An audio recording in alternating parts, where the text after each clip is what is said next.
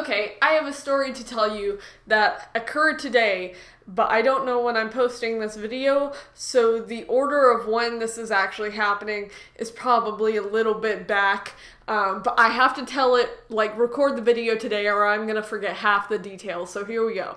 So my school of education that I'm going to had a annual blood drive that they apparently do every year, hence the term annual. Now, I've never done a blood drive before, and I'm new to the school because I'm a transfer, so I was like, you know what, I'm gonna do something new.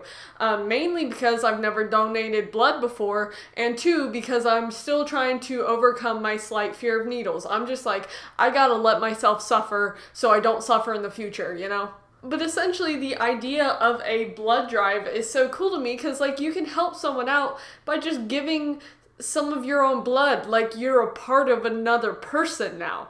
From what I can remember and what it felt like, I got a pint of blood removed from my body, which is 16 ounces. It's a pint of blood. I think that's a lot. Maybe not. Look up images. It looks like a lot. I had a set time for 11:45. I ended a class at 10:30 and then walked to the building where it was happening. I got a sticker with my name on it and I sat down at a chair waiting to have this whole ordeal happen to myself. But of course, I'm a little nervous because I've never done it before, and as I said already, I still kind of have a fear of needles, just because it's something that, it's you're clearly not going to necessarily enjoy it. It may not be unbearable, but there's still going to be something that it's oh, that was noticeable. So I'm just slowly trying to get over that. So of course I was going into this whole scenario already a little nervous, when I was filling out information prior to actually going, and then when I was sitting in the chair, my legs were kind of bouncing, I was I'm a little nervous just cause. But more or less, I'm going to tell you about 3 things that happened that I kind of, thought maybe would happen, but I didn't expect them to happen, kind of, I guess. So the first part of going to the blood drive was getting to the building and then confirming that I was there, and then I sat with a nurse lady who was confirming my name, my date of birth, where I live, my phone number, all that stuff. Next, in order to give blood, they have to make sure you have the right body weight, a minimum, you're a certain height, and a lot of it's not crazy. It's just you kind of have to have these requirements, I guess. There's some stuff that goes into bodily health that didn't apply to me, but I still kind of had to fill that out. But another thing they had to do was test my blood pressure, and then one of the things I was kind of not thinking would happen but did was they pricked my finger, so I have 2 band-aids kind of. I know people who regularly go and donate blood, and they said that tactic is kind of out of date. There's apparently something you can put on your finger that can, determine your hemoglobin and stuff. But no, I had to get my finger pricked, which I didn't think would happen. And then when I saw the lady coming to test it, I was like, heck. But then it was literally just, a little tap on my finger. My finger still bled, but, it didn't suck. Which that was another one of the requirements, your iron can't be too low, your hemoglobin has to be correct or something, and I think there's another thing, but it's not too crazy, they just want to make sure your blood's okay. Oh, another thing they have to check is your, pulse, your heart rate, and I thought I was not going to be able to do it because I was nervous, but I passed. I'm just going to keep kind of explaining it if you're not familiar with blood donation stuff. So after all that was checked out and my information was all good and I consented to reading the forms online before getting to the blood donation thing and being yeah, I know what's going to happen, I consent to it, because you're having your blood drawn, so you got to be yeah, I want someone to do this. So the way it was set up, it kind of looked like this basketball arena, and there were all these separate kind of little rooms with kind of curtainy areas with chairs that the people who were getting their blood drawn would lay on. Does that rhyme? Yes. So pretty much once all my information was confirmed, the lady had me go over and lay on this gurney, kind of, I guess. And the thing she had to do was kind of, those little squishy things that kind of, they're black material and it, tightens around your arm or whatever. I had one of those. And I think they had to have a certain amount of pressure to keep, the blood in this part of my arm or something. I don't know, but that happened. The next thing the nurse lady had to do was basically mark where a vein or whatever was on my arm. So she basically had me grip this little thing to see where my nerves were, and then she marked it with like a marker, and then it came to the part with the major needle thing, which I've never had my blood drawn, so I did not know what the needle would look like. I've had tooth fillings, I've had regular shots, vaccines, but this specific needle, bro, what? Which usually with getting vaccinations and all that, typically I do my best not to look at the thing because that makes me more nervous. But I was nervous because I had not been in this situation before, so I looked as the lady was uncapping the needle thing to put it in my arm. Which of course before that, they wiped the section of my arm with like alcohol or whatever, because I guess that cleans it. I don't know, I'm not a doctor person. But essentially the needle was connected to this little tube that was connected to the bag that my blood was going to go into.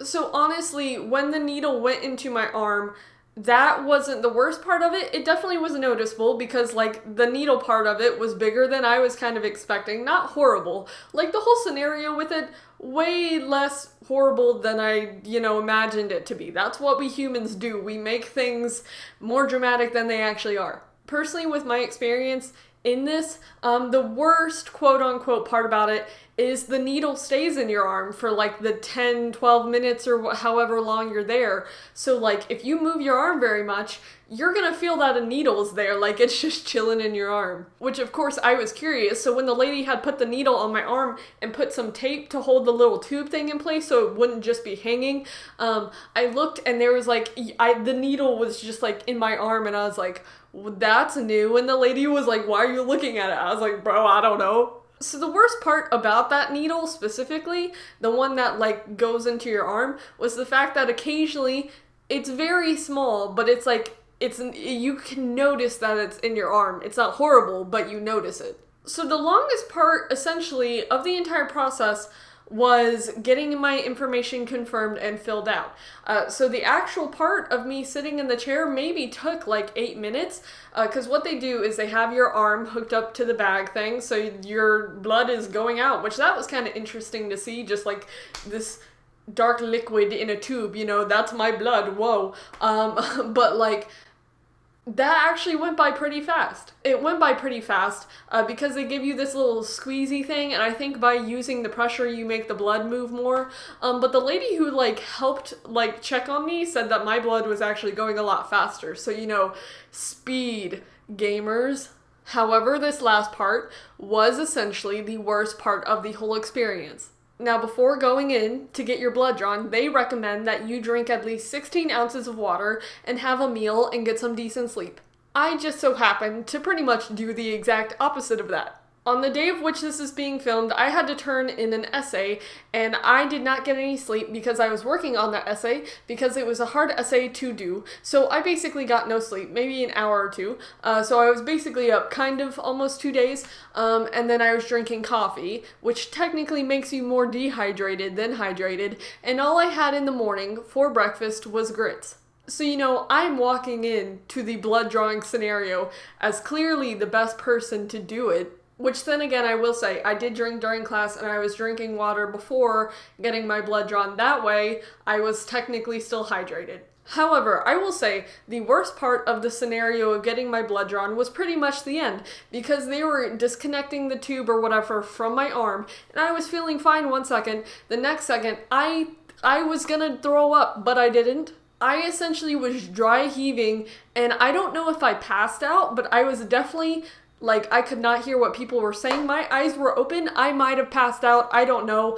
I just saw people, a few people that were in the area going around. Someone brought a fan beside my little stretcher thing, and then someone put a cold pack thing under my neck. Let me let you in on a little secret. If you ever have something against me, the best way to off me from this earth is to have me dehydrated and put me in the desert, but essentially just have me dehydrated. So essentially, I was in the worst form of myself because one of the ladies just handed me a bucket. I wasn't puking, but I felt like I had to just because I was dehydrated and my blood was less than it was 20 minutes ago. But that essentially was the worst part of the whole situation. It went really smooth, I think, despite what I've said, that doing blood drives and all that is super cool. Plus, I got a free, App State, American Red Cross, blood donation shirt. I also got this random Eric Church shirt, who's apparently a musician, so thank you to Eric Church for your free shirt as well. I hope your music career is going well. Typically with blood donations, you do get some sort of incentive. You get paid either by a gift card or something, or you get a free shirt or something. You're not doing it, I mean, you could technically just do it to give your blood, but usually people give you something for you giving your blood. And also, once I had essentially recovered from feeling like I was going to die, I was drinking water, and then there were snacks and stuff, because everyone's kind of tired after they give blood, because you're losing some of your life source. So I got some mini Oreos, and I have Cheez-Its that I still have to eat. Would I say that it is worth it to go and do it? Yes, I think it's a very good cause. Just be more prepared than I was. The lady who was drawing my blood did say that because this was my first time, my body was probably reacting more negatively to it than if I had done it multiple times, and I was probably nervous, and I was also dehydrated, so my experience may not be your experience if you've never done it before, so there's that. So if you're interested in doing a blood donation and you're afraid of needles, that's not as big as a problem as I thought it would be. Sure, it does suck to have something pointy in your arm, but the amount of time that it's in your arm versus the positivity and beneficial factor of giving someone blood, I think it outweighs it by a good bit. And then you get mini Oreos and shirts, so I think it's pretty cool.